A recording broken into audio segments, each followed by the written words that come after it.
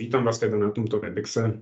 Moje meno je Ondrej Krajč, v spoločnosti ESET pôsobím na pozícii technického prísela už nejakých pár rokov, čiže s väčšinou z vás sme sa už pri nejakej príležitosti stretli.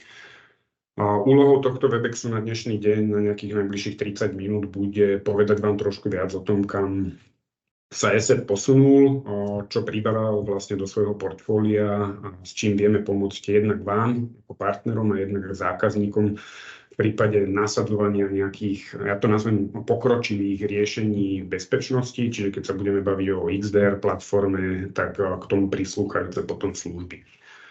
Nebudem to možno zdržovať, prešiel by som rovno k meritu veci. No a keď sa budeme baviť o tom, že prečo vlastne, alebo ako táto téma celá vznikla, tak musíme sa pobaviť aj o tom, že v dnešnej dobe tí útočníci majú nejakým spôsobom naozaj veľké množstvo možností, ako sa do tej infraštruktúry, nazvem to, penetrovať alebo dostať.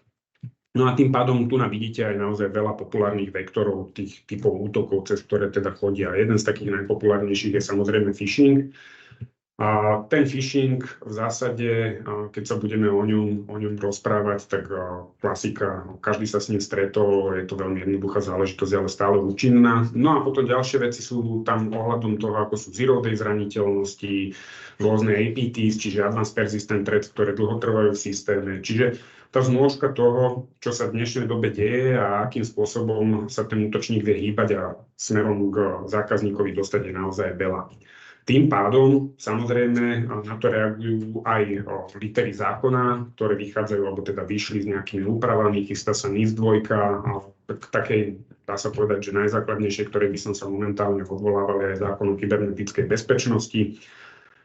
Tam samozrejme sú povinnosti, ktoré vyplývajú jednotlivým subjektom, tá NIS 2 to trošku ešte tie subjekty rozšíri. No a tam sa môžeme baviť o tom, že ten užívateľ na tej koncovej strane, ktorý sa chráni voči tým útočníkom, musí jednak bezodkladne hlásiť nejaké závažné kybernetické incidenty, musí k ním dodržať nejaké, ja to nazvem, logy a dáta, z ktorých by vedel potom analyzovať a spätne dohľadávať a robiť forenznú detekciu a analýzu toho útoku.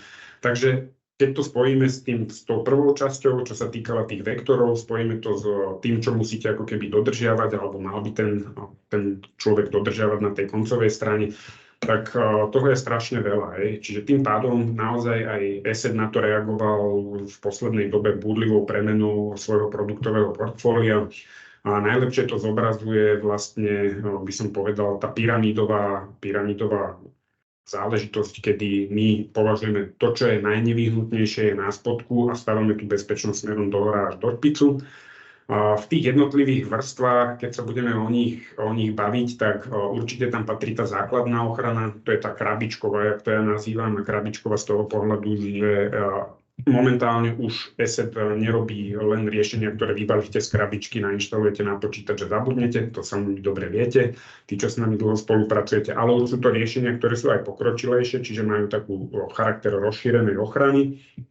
No a tá rozšírená ochrana, tu si môžete predstaviť pod pojmom vlastne dvojfaktorovky, autentifikácie, cloudového sandboxingu a mnoho ďalších technológií, ktoré vlastne v portfóliu máme.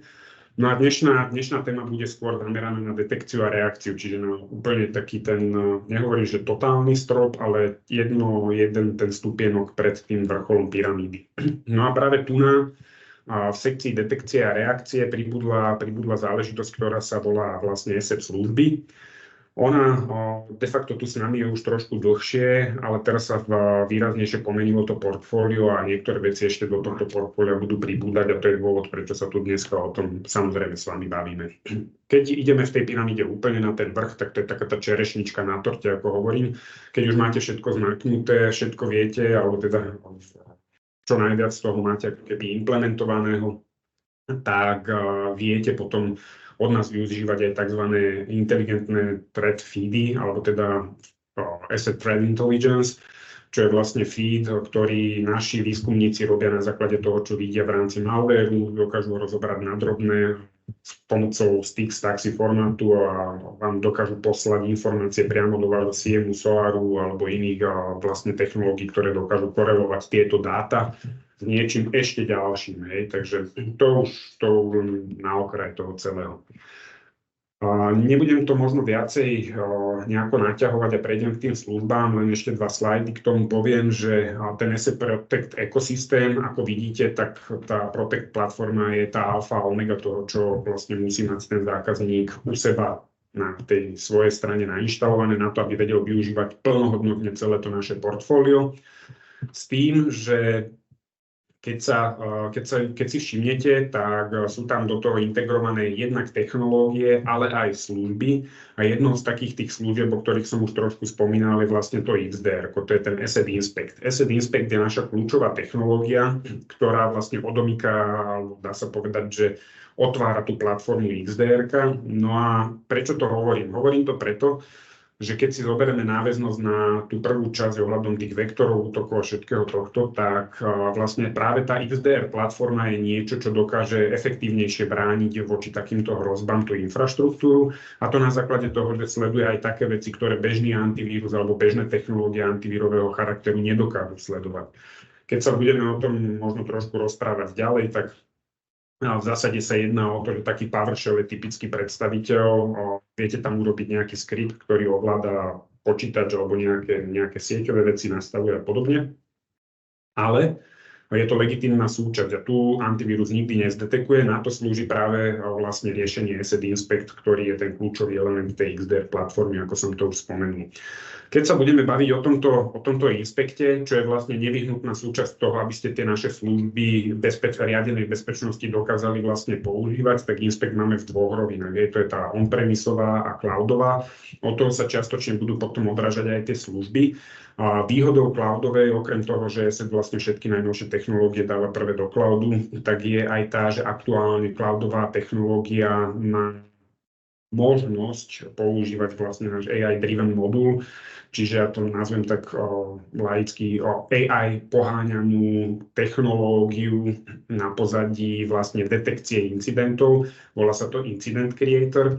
A keď si to celé takto ako preženiete a pozriete v rámci toho obrázku, toto už je zjednodušený incident, ktorý vlastne táto AI technológia ako keby vytvorila. A aj tak je dostatočne komplexný na to, aby bežného možno, ja to nazvem smrteľníka z tej IT prevádzky, ktorý sa staral o nejakú tlačiareň alebo o to, aby fungovalo prihlasovanie do domény a iných náležitostí, zahltilo natoľko, že ho nebude vedieť využiť.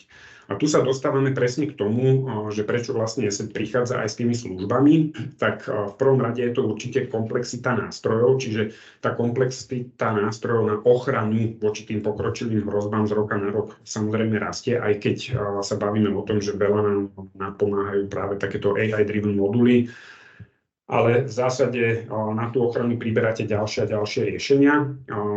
Takisto do toho hrá rolu aj to, že ľudí, ktorí by dokázali čítať takéto incidenty, takže na tzv. Security bezpečákov alebo ľudí, ktorí majú security znalosti na tom pozadí, je strašne málo.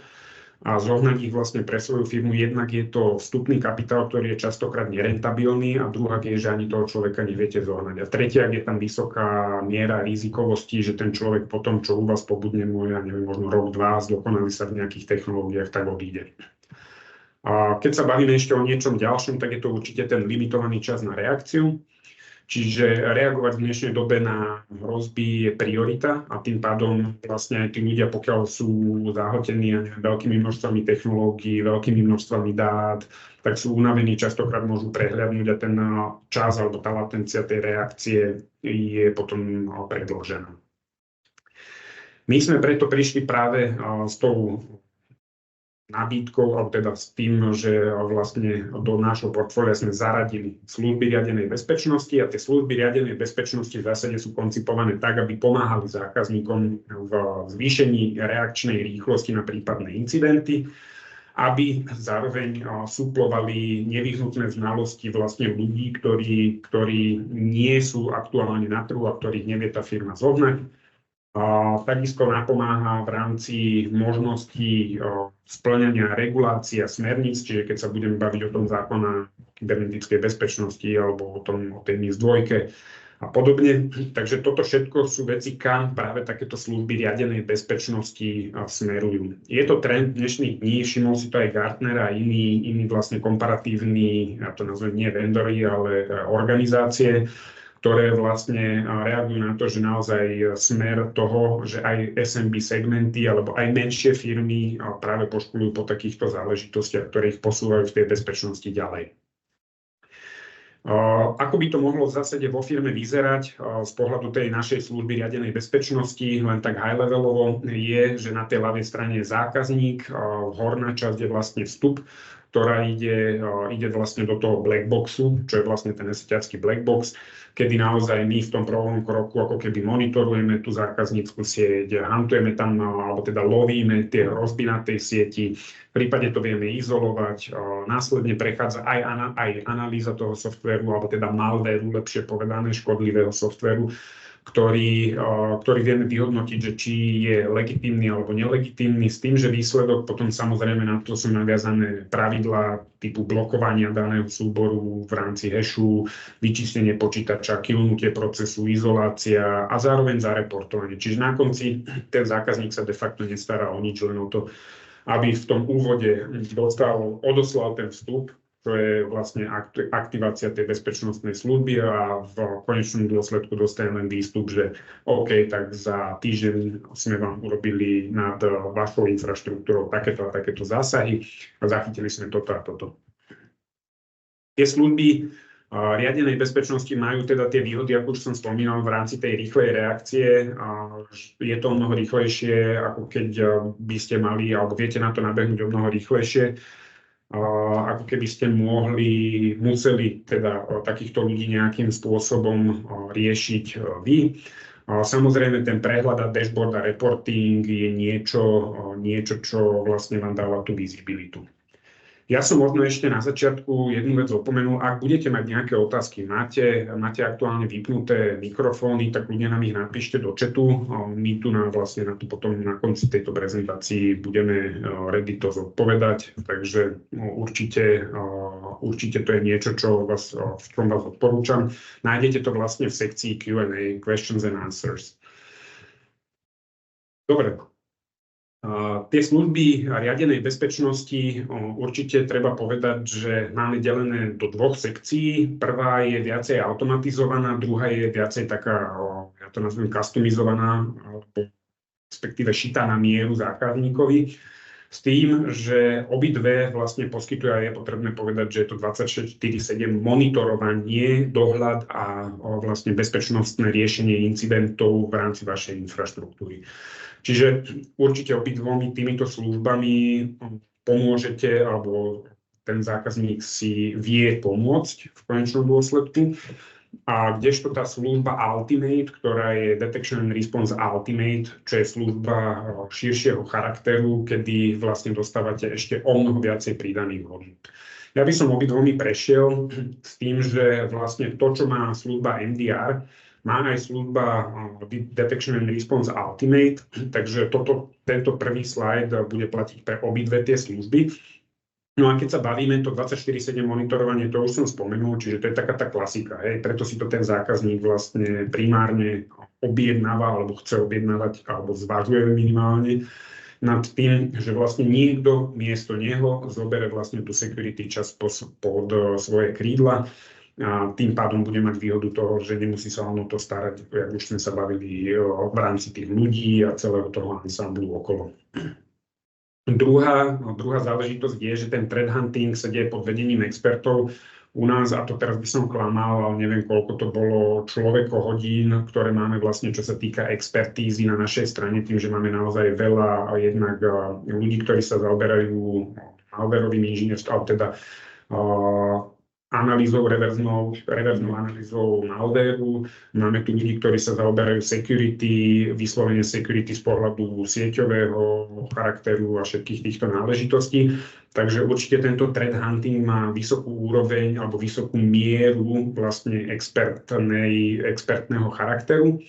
No a určite sa k tomu pripája aj to, že vieme reagovať pomerne rýchlo na aktívne prebiehajúce kampane útočníkov, kedy vlastne jedná sa o to, že naša telemetria na pozadí, čo dostávame vlastne aj z bežných produktov a celkovo z nejakých honeypotov a všetkých týchto riešení, ktoré máme, tak vidíme častokrát efektívnejšie a ešte v predstihu vieme zareagovať napríklad ako zmenou pravidiel v rámci detekcie daného riešenia.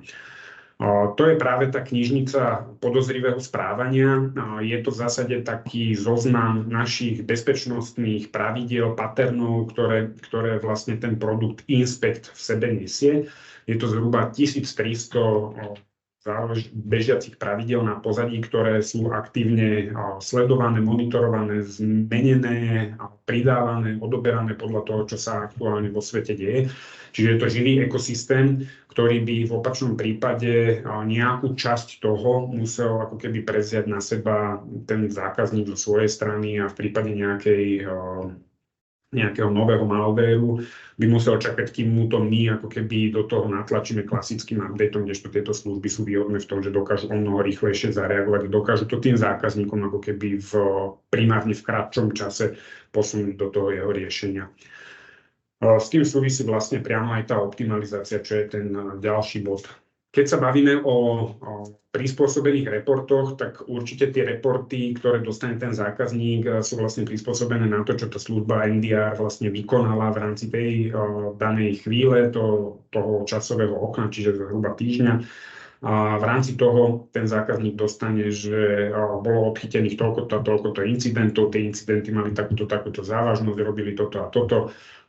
Stanica bola napríklad izolovaná, alebo bol killnutý proces, ktorý tam bežal. Takže všetky tieto veci, ktoré sú ako keby k tomu súvisiace a patriace, dostane ten zákazník v podobe reportu, ktorý si vie potom stiahnuť napríklad v tej konzole Protect, čo je vyslovene to, čo som povedal, taký ten štartovací bod pre tú celú bezpečnosť. To využívanie znalostí vlastne našich celosvetových, tak to som už spomínal. Keď sa budeme baviť o tej službe, ktorá má rozšírený charakter, čiže priberá k sebe aj ďalšie veci, tak tu keby som ich tak veľmi high-levelovo porovnal, tak tá služba MDR je policajt, ktorý stojí vo vnútri domu a trieska obuškom vlastne všetkých zlodejov, ktorí tam prišli a vyhodí ich von. Služba Detection and Response Ultimate je vlastne to najviac, čo vie vlastne momentálne ESET ponúknuť.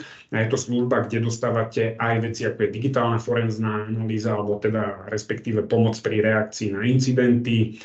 Čiže rozobraný ten incident úplne do detailu, dostávate tam možnosť analyzovania malverových vzoriek, čiže pošlete k nám malverovú vzorku na analýzu. Je tam vlastne aj spätný threat hunting, ktorý je vlastne zameraný na, tu je to nazvané ako pokročilý threat hunting, ktorý je zameraný na dohľadávanie aj starších vecí, ktoré dajme tomu v ten daný moment nemuseli byť odchytené.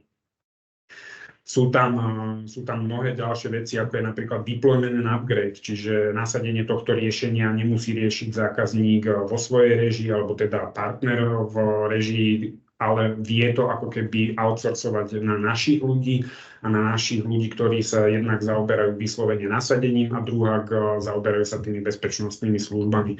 Čiže naozaj tento balíček tej riadenej bezpečnosti je zložený tak, aby ten zákazník de facto nemusel sa starať na tej koncovej strane absolútne o nič.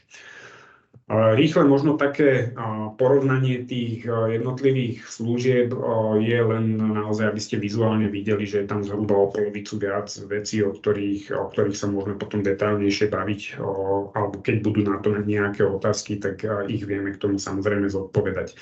Hlavné rozdiely, keď to zoberiem z pohľadu tých služieb, a to som ešte možno nespomínal, je, že ESET služba MDR je dostupná len v cloudovej verzii. To znamená, na to, aby ju vedel využiť zákazník u seba, musí mať od nás vlastne cloudovú verziu ESET Inspectu, čiže tam iná cesta nevedie, kdežto Detection and Response Ultimate, tým, že je to naozaj tá služba takého top charakteru, tak tam má zákazník samozrejme na výber. Môže to byť aj on-premisovo, môže to byť aj cloudovo, čiže je to vyslovene len o tom, čo si zákazník zvolí.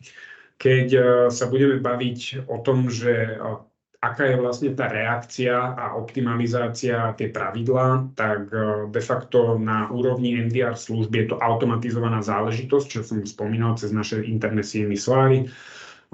V tej Detection and Response Ultimate je to vlastne služba, ktorá je, ako som vravel, šitá na mieru zákazníkovi, čiže pokiaľ má aj to on-premové prostredie, tak to tam vieme robiť ako keby prihlásenie sa toho nášho technika alebo securityáka podľa toho, čo sa jedná, či to je ten deployment upgrade, alebo je to teda tá security časť a vieme to robiť priamo u neho.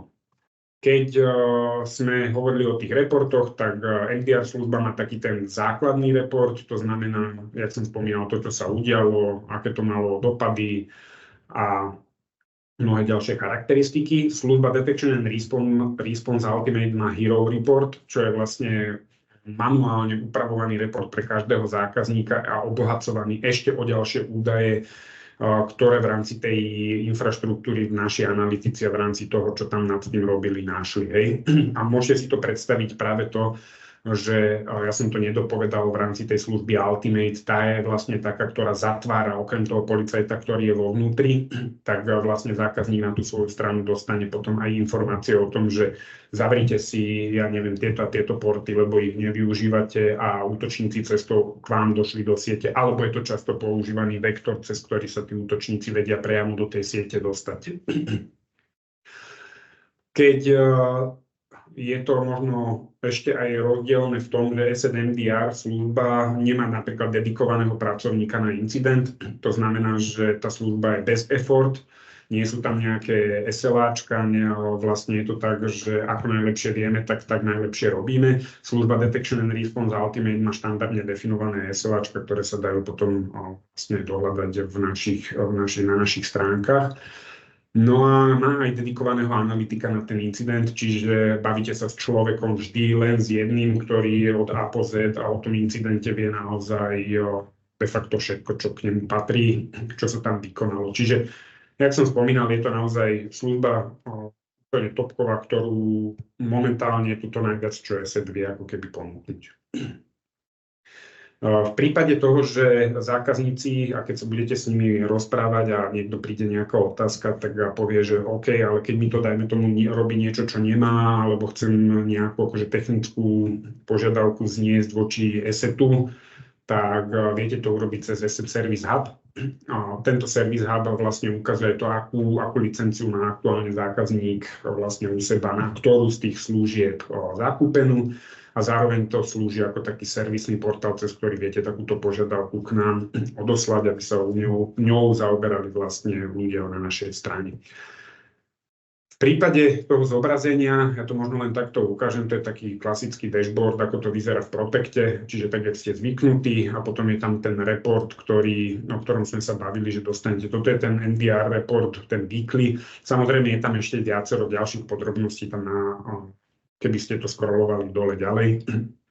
V prípade toho reálneho reportu, tak potom tam vidíte výskyt detekcie, početnosť detekcie, na ktorých počítačoch to bolo, aký typ malwareu to bolo, cez čo, alebo na čo zaútočil, pod akým užívateľom to bolo a mnoho ďalších informácií.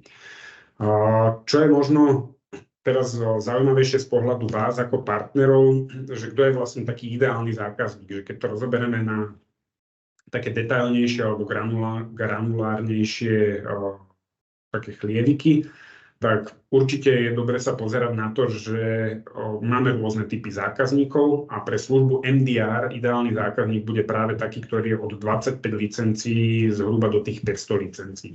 Ja aj vysvetlím prečo. To sú zákazníci väčšinou zo Small Biz segmentu alebo teda to Small Biz Home Office segmentu a v zásade nemajú dedikovaných ľudí na bezpečnosť, majú dedikovaného nejakého správcu, ktorý je častokrát part-timista, alebo môže to byť niekto na nejaký priam od vás dedikovaný nejaký človek, ktorý tam musí robiť čiastočne funkcie, ktoré supluje bezpečáka, supluje nejakého admina doménového, supluje nejakého exchangeového admina, mnoho ďalších vecí. Čiže naozaj robí všetko a de facto nič poriadne.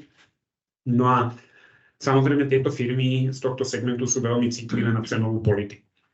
A tá cenová politika samozrejme v tej službe MDR a Ultimate je nastavená diametrálne inak. No a práve tu tento segment zákazníkov je ideálny osloviť so službou tou klasickou MDR, ktorá má tých menej funkcionalít, ale za to je výrazne lacnejšia.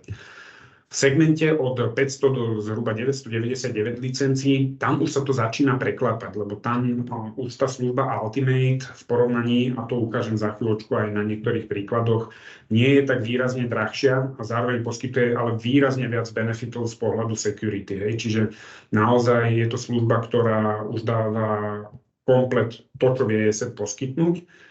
Čiže tým pádom, keď sa budete častokrát stretávať s takýmto portfóliom zákazníkov, tak tam je to o tej diskusii. Zistiť, čo potrebuje, ako je cenovo citlivý, či to potrebuje mať v cloude, alebo to potrebuje mať on-premisovo a od toho všetko sa odvíja. No a u zákazníkov nad 1000 licencií a viac, tam je to viac menej jasné. Tam proste sa začína vždy s tou službou Ultimate a tam väčšinou sa ráta s tým, že majú aj na to ľudí, majú na to peniaze. A väčšinou chcú naozaj tú top bezpečnosť, nechcú tam nejaké kompromisy a tam je práve na mieste tá služba Ultimate.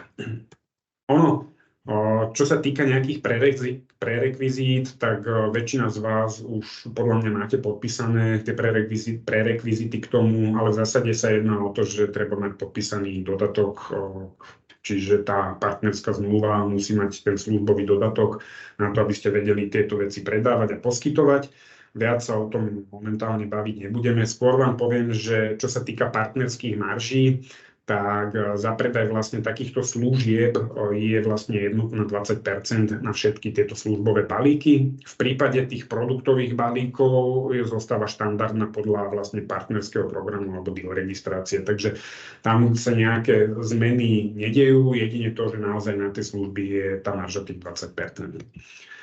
V prípade, keď si to pozrieme trošku ďalej, že chcete takéto niečo začať riešiť, tak ako vlastne na to vytvoriť cenovú ponuku, je dôležité povedať, že momentálne každá cenová ponuka musí ísť de facto cez nás.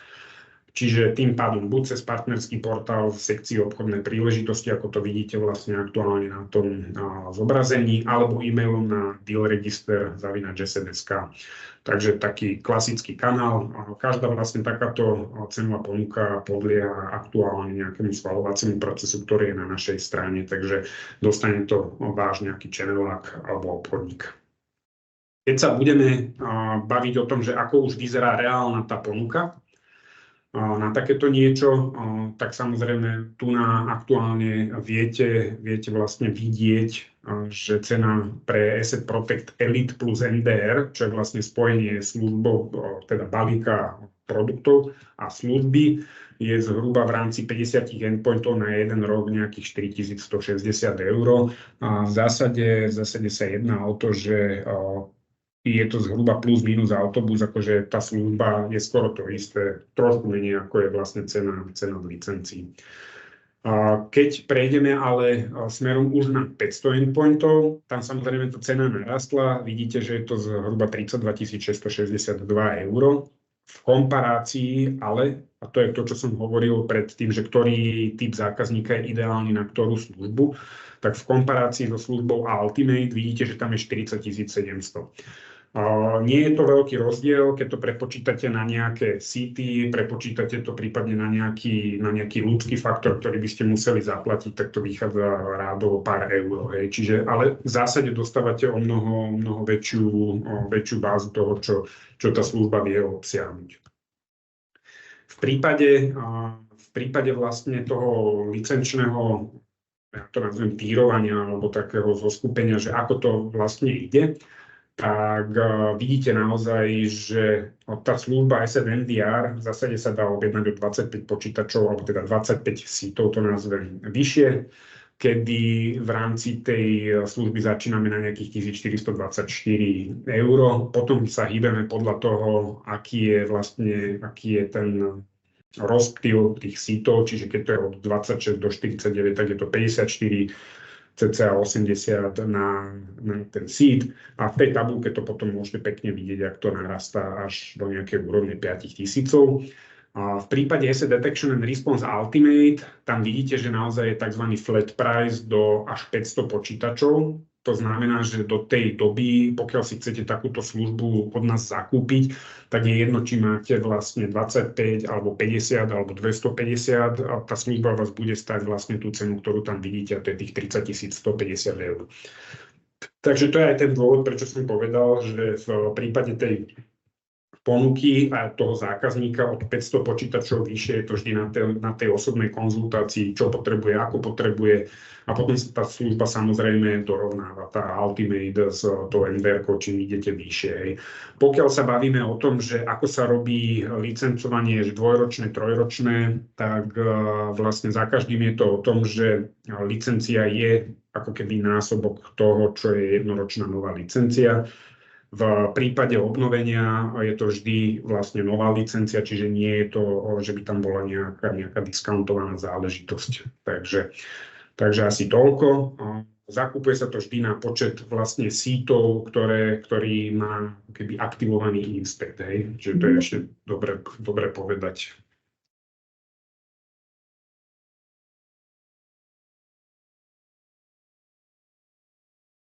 Čiže keď ideme ďalej,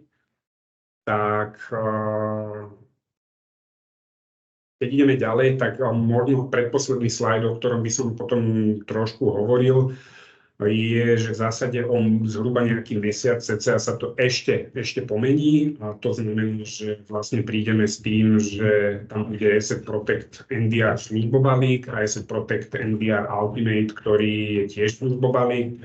Rozdiely v nich sú vlastne také, že jeden je vlastne spojený so službou Asset NDR a druhý je vlastne spojený so službou Asset NDR Ultimate. Čiže v rámci toho balíku potom dostanete samozrejme zvýhodnenie v podobe toho, čo sa deje ako keby na pozadí, a dostanete tam možnosť aj samozrejme ešte licenčného zvýhodnenia. Čiže keď prídeme na trh vlastne s týmito službobalíkmi, tak určite tam bude nie len výhoda v rámci toho, že to máte all-in-one v jednom, ale bude to výhoda aj toho, že to máte ako keby spojené aj s tým cenovým benefitom. Čiže de facto vyriešili sme tie problémy, ktoré nastali.